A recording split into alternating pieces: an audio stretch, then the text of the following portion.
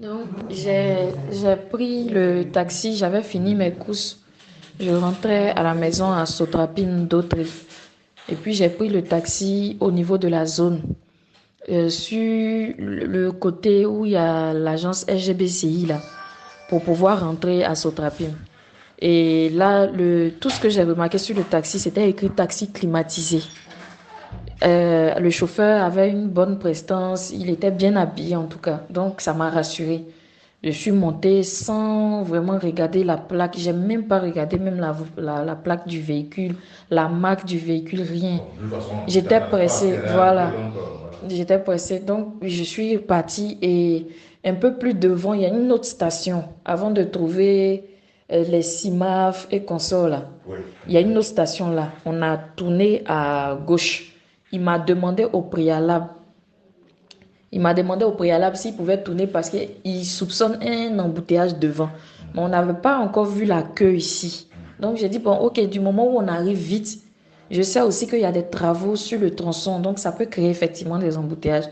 Donc on a contourné. Et c'est au moment où on était en train de contourner, j'étais sur le téléphone et quelqu'un a mis la main par derrière avec une sorte de lotus ou chiffon ou quoi, avec un produit certainement, Pour te bander les yeux. non, pour Pour m'asphyxier. d'abord t'assister, voilà. Voilà, et j'ai essayé de me débattre pendant quelques minutes, mais je n'y arrivais pas. Et je me suis réveillée des heures plus tard, nue, dans un camion. Un camion, je ne maîtrise pas trop les types de voitures, mais c'est sous forme de benne Ok. avec les bâches Dans en les haut, vaches. les trucs en sec comme ça. Et c'est dedans qu'on était, avec quatre autres filles. Il y a Ok. une qui était encore endormie. Non, il y a une qui était encore endormie. Moi, j'étais en train de me réveiller. Et puis, les trois autres, elles étaient déjà réveillées. Donc, Ok. certainement que moi, je suis venue après les trois autres. Et puis, la dernière, elle est venue. Mais moi, j'étais en train de me réveiller. Et j'ai constaté les pieds bandés. C'est ça, les pieds Les pieds attachés. attachés, Attachés, ligotés. voilà, attachés. Et puis, les mains aussi attachées. Et avec la bouche. Ok. Mais ils nous ont laissé les yeux dans D'accord. la voiture. Dans le camion. Oui, dans le camion. Et au bout d'un moment, on a fait une distance et on a pris, c'est comme si on est sorti de la route et on est allé, on a garé quelque part, ils nous ont bandé les yeux, ils ont enlevé le bandage qu'il y avait au niveau de la bouche pour nous mettre au niveau des yeux. Mais en ce moment-là, tu n'as pas reconnu un peu l'endroit où vous étiez? Non, non, on était encore dans le camion. C'est dans le camion que le Ah, monsieur est d'accord. monté Ok, ok, pour nous ok. Donc, tu ne bander. peux pas voir dehors. Non, on n'a pas vu dehors. Ok, ok, Et il nous a rassurés, il nous a dit de rester tranquille. Si toutefois on restait tranquille, il n'allait pas nous faire de mal. ok. Donc, il nous a bandé les yeux et on est descendu. D'accord. On est descendu vu qu'on était nu-pieds. Donc, j'ai senti que je marchais sur des branches Ok. et puis des herbes. Et arrivé un moment, on est rentré dans une maison. Et Et dans ça, c'est la après, maison, après plusieurs heures. pas tellement, on n'a pas trop duré. Ok, On n'a d'accord. pas trop duré. D'accord. Et de mon réveil, hein, parce que à mon réveil, je ne savais pas où on était. Je ne savais pas aussi combien de temps j'avais fait dans le sommeil, je ne savais rien. Donc, étant, on est descendu du camion et les yeux bandés, on est rentré dans une maison. C'est dans la maison qu'on nous a ouvert les yeux. Il y Ok. avait une dame, une maman, peut-être de la cinquantaine, après. C'est pas une vieille, vieille, mais Elle c'est était une maman. âgée. Elle était un peu âgée. Elle avait les cheveux courts. Elle n'était pas noire, elle était un peu bronzée. Un peu comme. Elle était un peu bronzée. Ok. Pas Donc, Wilkin. non, non, non, non, non. Elle n'était même pas claire comme moi. Elle est D'accord. un peu bronzée. Ok. C'est elle qui nous a épilés. Elle a fait nos toilettes en présence des gens armés là, qui étaient là. Ils étaient habillés comment? Ils étaient, ils étaient habillés en militaire. En tenue militaire? Oui, en tenue militaire. Ok. Maintenant, là, ils n'avaient pas mis de cagoule. Ok. Non, c'était un cache-nez, le D'accord. monsieur qui était là. C'était un Ok. cache-nez d'abord. Ceux Tu qui as étaient en cagoule, là, pu c'était voir un devant. peu le nombre de personnes? Ici, là, ils étaient deux. Ok. Il y avait un dans le véhicule et puis un à côté de la dame. Pour la dame, il y avait un seul. Il n'avait pas de cagoule. Il D'accord. avait un cache-nez noir. C'est tout. Et la dame nous a fait les toilettes. Et c'est lui, quand la dame a fini les toilettes, il a pris la tondeuse pour nous couper les cheveux. Et il a fini, la donna à la dame. Il dit, voilà les restes. Donc, je ne sais pas ce que la dame a fait des cheveux, des poils, mais il lui a donné. Et lui, par contre, il parlait, il avait un accent anglophone. Ok. Il avait un accent. La dame parlait comme nous. Elle était peut-être ivoirienne ou née en Côte d'Ivoire, mais elle parlait comme nous. Elle n'avait pas d'accent. Ok. Mais le monsieur qui nous a tons les cheveux, lui, il avait un accent. Et anglophone, quand un anglophone essaie de parler le français, là, avec les difficultés de la langue, il parlait comme ça. C'est lui qui était chargé de tondre les cheveux. Voilà, c'est lui qui nous a tons les cheveux. C'est lui aussi qui était là quand la dame nous faisait, nous épilait et autres. Et quand on a fini, ils nous ont rattachés encore, fermé les yeux. Ils ont ligoté à nouveau. Oui, ils nous ont ligoté à nouveau et on est sorti avec les yeux fermés. On est reparti, mais cette fois-ci dans un autre véhicule. Ok. Dans un véhicule plus grand que celui que nous avons envoyé. Donc, on est monté et une fois monté, le monsieur est monté avec nous. Il nous a enlevé les yeux, les bandages des yeux pour mettre au niveau de la bouche. C'était toujours les mêmes bandages qu'on avait. Au niveau des yeux qui passaient à la bouche, de la bouche qui passait aux yeux. Mais dans le camion, on avait les yeux ouverts, mais la bouche fermée pour le voyage. Mais quand on arrivait quelque part, on avait plutôt les yeux fermés et la bouche ouverte. Et il nous demandait de ne pas crier, de ne pas faire de bruit. Donc, on est monté dans le camion et on a fait une longue distance. Au point où même on s'est endormi. Je me suis surprise même en train de dormir. Je me suis réveillée en sursaut. Les autres filles d'autres dormaient. On a fait vraiment un long chemin sur une route bitumée. On n'est pas passé sur l'autoroute ou même comme ce qu'on a attrapé à Boaké quand on venait où on a eu des petits secousses. On n'a pas eu ce genre de secousses-là. C'était plat. Jusqu'à arriver à un niveau où on est sorti. On est sorti de route.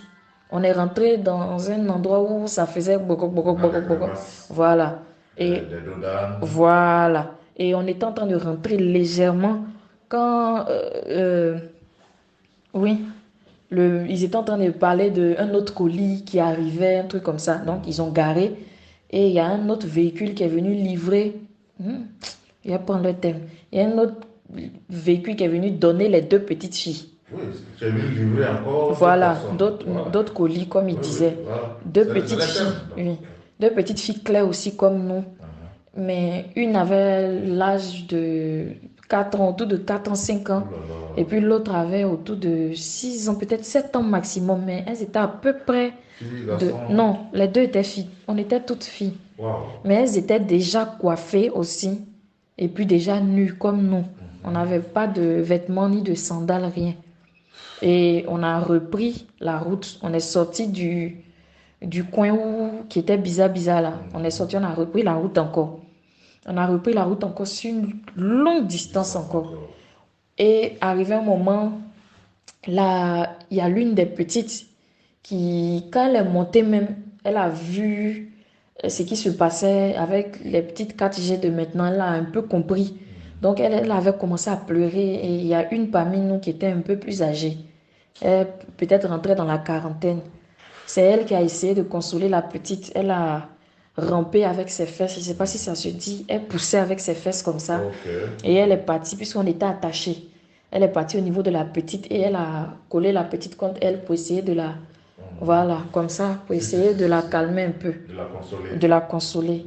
Et tout d'un coup, ils ont garé. Il y a le gars là qui a pris son âme derrière là. Le truc carré derrière les fusils là. Et puis il a donné un coup. Voilà, la crosse. Il a donné un coup à la dame. Qu'est-ce qu'elle est en train de faire? Donc la dame a crié et puis l'autre chauffeur, le chauffeur même est descendu. Il dit, mais pourquoi tu la tapes? On nous avait demandé de ne pas faire du mal, de ne pas les brutaliser. Mais pourquoi? Et le monsieur a dit, mais est-ce que tu as vu ce qu'elle était en train de faire? Elle était en train de faire quelque chose. Que j'ai vu par derrière qu'elle était en train de faire quelque chose.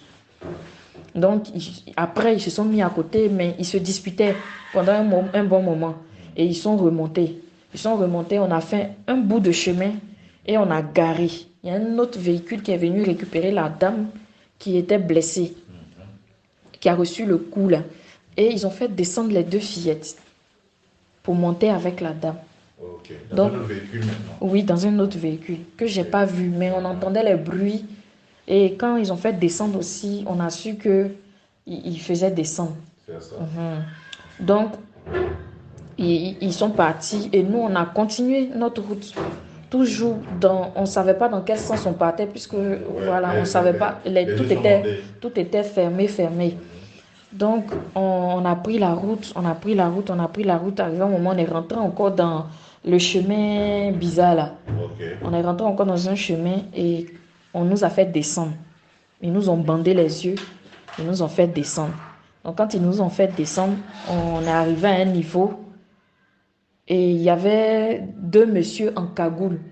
Cagoule un peu comme pour... Les cagoules là sont en treillis, tatoués en treillis comme ça. C'est pas les noirs comme les bandits potes là. C'est des cagoules comme les militaires. Ils étaient habillés comme des militaires. Et en tenue militaire En aussi? tenue, oui. Et avec les calages, je ne sais pas si c'est calage, mais c'est pas long. Ça, c'est pas les Kalachnikov. Bon, C'est pourtant, pas pistolet. je connais pas. C'est pas pistolet. Ça doit être les Uzi. Au milieu là. Les Uzi ou les fusils à pompe. Pourtant, je connais pas le nom. Les Uzi, Donc, c'est pas trop long. Ça vaut d'ici comme ça. Eux, ils étaient là avec deux. Un avec un sur sa poitrine. Et on est rentré. Il y avait un monsieur en blouson avec cagoule aussi. Donc, ils nous ont fait asseoir et on devait passer. Ils nous ont pris la tension, la température, le poids et puis l'âge. Et après, il nous a demandé de nous étendre sur les lits picots. On devait passer chacune à son tour pour faire une sorte de visite médicale. Donc, ils nous ont palpé les seins, ils nous ont touché. Le docteur, celui qui était en blouse blanche, oui, en blouse blanche là. Et arrivé à mon niveau, il m'a demandé, ah, mais vous avez fait une césarienne? J'ai dit oui, que je suis maman. Ça, c'est au milieu de la forêt là-bas maintenant? Oui, quelque part là-bas. Je ne savais pas où on était d'abord. Voilà. Voilà, donc il m'a dit, ok, descendez. Et puis il m'a mise à côté et il a appelé d'autres. Et quand il a sorti la tête pour appeler l'autre, il a dit au monsieur, ça c'est un déchet. Il n'a pas trop parlé. Il est rentré, il a fini et il y a deux qu'il a gardés. Et il y a une autre qui est venue, elle était tatouée. Et elle est venue aussi à côté de moi. Et il a dit, bon voilà, j'ai fini mon point. Il y a deux qui sont bons, il y a deux qui ne sont pas bons. Il y a deux déchets. Donc vous devez vous débarrasser des deux déchets là rapidement parce que ça ne va pas plaire au boss. Donc il y a l'autre qui a dit, mais est-ce qu'on ne va pas attendre de les emmener parce qu'on n'a pas d'autres, tout ça. Il a dit non, mais c'est pas aujourd'hui que j'ai commencé à travailler avec le boss. C'est pas ce qu'il aime qui est là. Donc, on peut pas les garder. On peut pas les garder. Et donc, à partir de là, ils nous ont pris, nous deux, pour sortir. Mais ils ont oublié de nous attacher, voilà, comme le protocole habituel. Parce qu'apparemment, on partait se débarrasser de nous. Donc, il n'y avait pas à attacher encore nos yeux. Et la jeune fille qui était à côté de moi tatouée, elle a paniqué. Elle a commencé à crier. Et le docteur a dit, mais faites la terre, vous allez faire, on va nous repérer. Voilà. Donc faites la terre.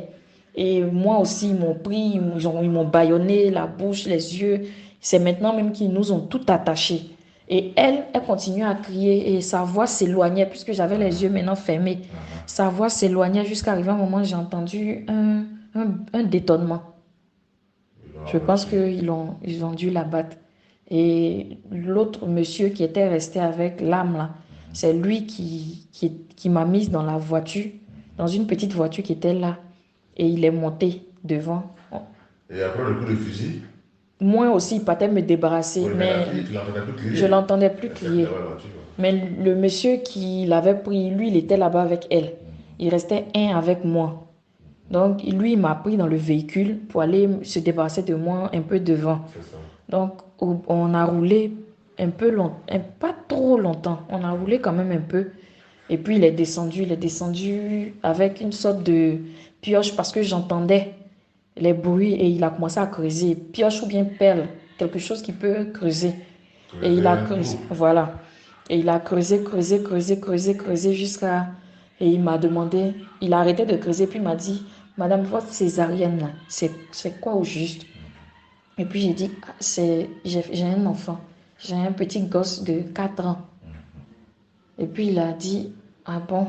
Et puis j'ai commencé à le supplier. C'est là en même temps j'ai enchaîné, pardonnez, ne me tuez pas s'il vous plaît, ayez pitié.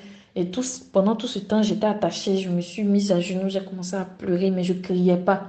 Je lui demandais pardon, que j'allais partir loin, tout. Et j'ai commencé à pleurer, pleurer, pleurer, pleurer. Et il a défait mes pieds et il a enlevé là le bandeau sur mes yeux. Il a défait les pieds, il a enlevé le bandeau sur les yeux. Mais mes mains étaient toujours attachées. Et il m'a fait signe pour dire qu'il n'a pas serré le fil, mais d'attendre quand il va partir. Voilà, quand il va prendre la voiture pour aller un peu plus loin, que j'entends plus les bruits de voiture, là je pourrais courir. Il a pris les pelles là, il a rebouché le trou comme s'il avait enterré quelqu'un. Il a tiré en l'air et puis il est monté, il a démarré sa voiture et puis il est parti. Donc quand il est arrivé à un niveau où j'entendais plus vraiment, c'est comme ça. Moi aussi, j'ai commencé à courir. J'ai pas voulu rester là. J'ai commencé à courir. Je suis rentrée dans la brousse, mais il faisait nuit, terriblement nuit. Je ne savais pas où m'orienter. Donc, je courais à l'aveuglette. Au bout d'un moment, la fatigue, puisque ça faisait 4 jours, je n'avais pas mangé. J'étais vraiment fatiguée, épuisée. Je me suis écoulée. Peut-être que s'ils étaient passés par là, ils m'auraient pris en même temps, mais je me suis écoulée. Et Dieu qui ne dort pas, j'ai dormi sous l'effet de la fatigue et arrivé un moment, j'ai sursauté, je me suis réveillée en sursaut au milieu de la forêt, mais il faisait jour, il y avait le brouillard, le jour se levait, il y a le brouillard là-bas. Donc le jour se levait, il y avait le brouillard, il dit, oh Seigneur, il fait jour. Donc je me suis levée, j'ai commencé à marcher, je priais, je pleurais, je priais, je priais, je pleurais au fond de moi. Je priais et j'ai marché. Le soleil s'est levé, le soleil est descendu le soleil était en train de partir presque. Un peu comme quand le soleil devient orange, là. Quand ça descend et puis le coin devient... Oui, il faisait soir, vers 17 à 18 heures. C'est comme ça, il y a une dame qui était sur son vélo avec un monsieur, son mari peut-être. Et puis, je suis sortie sur la clairière, là, je les ai vus. Donc, je leur ai demandé de l'aide, mais ils m'ont pris pour une folle puisque j'étais nue. C'est ça. Mais ce monsieur qui a demandé à la dame, au moins, on peut la couvrir. Et la dame a pris son pagne, elle m'a fermé. J'étais découragée, je ne savais pas où m'orienter. Ils ne m'ont pas aussi dit s'il y a une ville tout près. Et je suis rentrée dans la clairière là, pour ne pas être sur les pistes. J'ai commencé à marcher jusqu'à il faisait nuit. Et vraiment, j'étais à bout de souffle. Je ne pouvais plus. Je ne pouvais plus avancer. Je suis tombée là. Et dit, advienne que pourra. Soit je meurs, soit quelqu'un me retrouve et puis on m'aide. Et c'est là que j'ai entendu pom pom pom, pom pom pom, comme s'il y a des camions qui passent. C'était pas trop loin, comme j'ai l'ouïe quand même développée. Je me suis levée, j'ai dit, j'ai trouvé de la force, je me suis levée, j'ai commencé à marcher. Et effectivement, j'ai vu. Le monsieur et la dame sur le vélo, Ils sont partis. Ils m'ont juste donné le pain pour me revêtir, ils sont partis. Ils m'ont rien dit, ils m'ont pris pour une folle carrément. Donc, au bout de la route, j'ai vu maintenant la route. Il y avait les camions qui passaient. J'ai vu même les camions maintenant passer. Mais j'étais un peu cachée dans les herbes hautes là. Et j'ai vu les lampadaires allumés avec 2 jeunes filles et puis un jeune à moto. Ils étaient en train de causer, puis je suis partie vers eux. Quand je suis arrivée aussi, ils ont pensé que j'étais folle. Je leur ai demandé de l'aide. Gendarmerie, police, ils disent d'expliquer. Je dis, mais je veux voir un gendarme. Il n'y a pas un gendarme ou une police quelque part. Et ils faisaient bizarre. Ils hésitaient. Donc, moi aussi, je ne voulais pas m'arrêter. J'ai commencé à prendre la route de la brousse encore. Et c'est là, il y a une jeune dame en cheveux courts. C'est elle qui m'a arrêtée. Et elle m'a dit, madame, pardonnez, revenez. Et je suis revenue vers elle. Ils étaient devant un hôtel, ça s'appelle Asena. Asena. On dit Asena en Bangladesh. Donc, elle m'a dit de m'asseoir. Je m'appelle comment? Je dis, je m'appelle Euma Christine.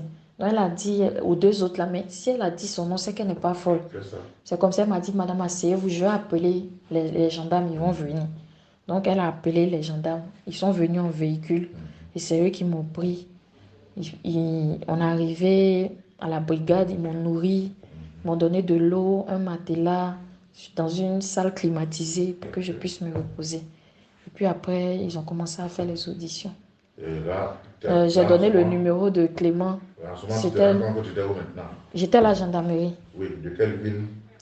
Oui, Djebonois. Voilà, Djebonois. Quand j'ai demandé à la fille où on était, elle m'a dit Djebonois. J'ai dit c'est où? Elle m'a dit c'est vers Boaké. Et c'est dans la gendarmerie que j'ai demandé aujourd'hui et quand. Et puis il m'a dit jeudi nuit. On est au jeudi. Je dis mais je suis sortie lundi. Je sais pas, j'ai pas vu le temps passer, tout ça. Donc j'ai essayé de leur expliquer. Ils m'ont dit de me reposer, de manger. Et puis ils allaient prendre l'audition de me reposer d'abord. Comme j'étais un peu paniquée, troublée, il y a le monsieur MDL Mao. C'est celui-là qui s'est occupé de moi, vraiment. Il s'est bien occupé. Il m'a traité comme une petite soeur. Il s'est occupé de moi. Il m'a donné des habits. Les tenues de militaires gendarmes, là, orange comme ça, c'est ce que j'ai porté.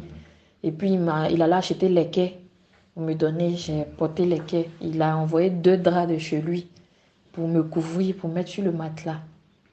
Et il est resté avec moi jusqu'autour de 2 heures. Il n'était pas de garde, donc il m'a dit il allait aller se reposer parce que demain, il devait monter pour remplacer ceux qui sont là. Et il est rentré et puis les autres se sont occupés de moi. Et donc, du lundi donc jusqu'à jeudi, les malfaiteurs là, ils ne vous donnaient pas à manger? Non, on prenait des fruits, ils nous donnaient des jus de fruits dans les pipettes et puis de l'eau. On n'a pas mangé. Ok. Donc c'est comme ça que quand tu as donné le numéro de Clément, il a donné le numéro de Clément et puis l'adjudant, le MDL Mao l'a appelé. Il y avait 2 numéros en tête, son numéro et puis le numéro de maman, mais comme elle a l'attention, il a préféré. Oui, on n'a pas que. Je comprends. D'accord. Merci. MDL la matin, il a café. Oui, au matin de ce vendredi-là. C'est ça, non? Aujourd'hui, vendredi. Ce matin-là, quand je me suis réveillée, avant que mes parents n'arrivent, il allait me faire à manger. Il a acheté du pain. Oui, du pain, café. Il m'a demandé si je voulais autre chose, si je voulais appeler un parent. Comme il ne venait pas, si je voulais peut-être appeler ma maman, ou si je veux naviguer. J'ai dit non, que ça va. Et il est resté, on était en train de regarder la télé ensemble. Et pendant ce temps, ton portable, tout ça là, ils ont. Oui, j'ai demandé à parler à Clément et puis Clément m'a dit qu'il était en route. Il a lancé le numéro de Clément, voilà, qu'ils étaient et Clément m'a dit. Ton portable, tout ça là, ça c'est. Non, tout était mort. Ils ont récupéré nos affaires, nos bédous, tout ça, ils ont jeté quelque part parce que l'autre, quand la dame devait nous épiler, le monsieur a demandé, vous êtes débarrassé de tout, leurs affaires, et puis il a dit oui, on s'est débarrassé de tout. Donc il n'y avait rien qui pouvait les localiser vers nous. C'est ça. Donc c'est un peu ça. D'accord. Merci. D'accord, Merci. D'accord, ma fille. Hein?